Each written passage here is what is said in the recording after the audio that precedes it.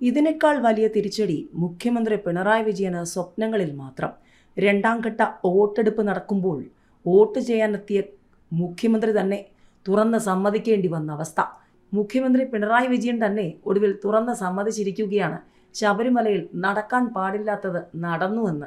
എന്നിട്ട് അതൊക്കെ മറയ്ക്കാൻ വേണ്ടി മറ്റു ചില വിഷയങ്ങൾ എടുത്തിടുകയാണ് സാക്ഷാൽ പിണറായി വിജയൻ. പക്ഷേ കേരളത്തിലെ പ്രബുദ്ധരായ വോട്ടർമാർ ഇതെല്ലാം തിരിച്ചറിയുന്നു എന്ന് തന്നെയാണ് പ്രതിപക്ഷം പറയുന്നത്. പ്രതിപക്ഷം എന്ത് പറഞ്ഞാലും ഇല്ലെങ്കിലും വിശ്വാസികൾക്ക് എന്തായാലും കാര്യങ്ങൾ അറിയാം.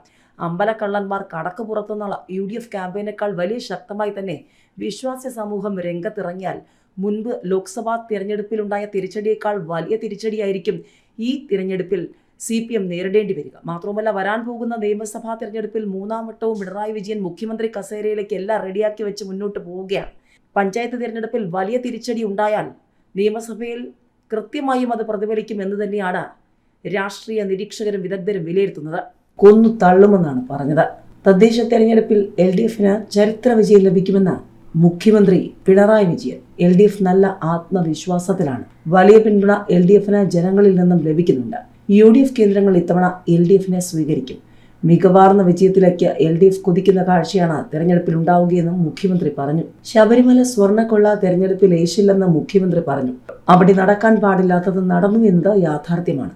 സർക്കാർ കർശന നടപടിയെടുത്തു. ഈ സർക്കാർ അല്ലെങ്കിൽ അത്തരം ശക്തമായ നടപടി ഉണ്ടാകില്ലെന്നാണ് വിശ്വാസികൾ കരുതുന്നത്. സർക്കാർ നടപടികൾക്ക് വിശ്വാസികളുടെ പിന്തുണ ഉണ്ട്. വിഷയം തങ്ങൾക്ക് അനുകൂലമാക്കാനുള്ള ദുഷ്പ്രചാരണങ്ങളാണ് UDFും BJPയും നടത്തുന്നത്. രണ്ടുപേരും ഒരേ വണ്ടിയിൽ സഞ്ചരിക്കുന്നു. ജമാഅത്തെ ഇസ്ലാമി മുസ്ലിം ജനത തള്ളിയ സംഘടനയാണെന്ന് മുഖ്യമന്ത്രി പറഞ്ഞു.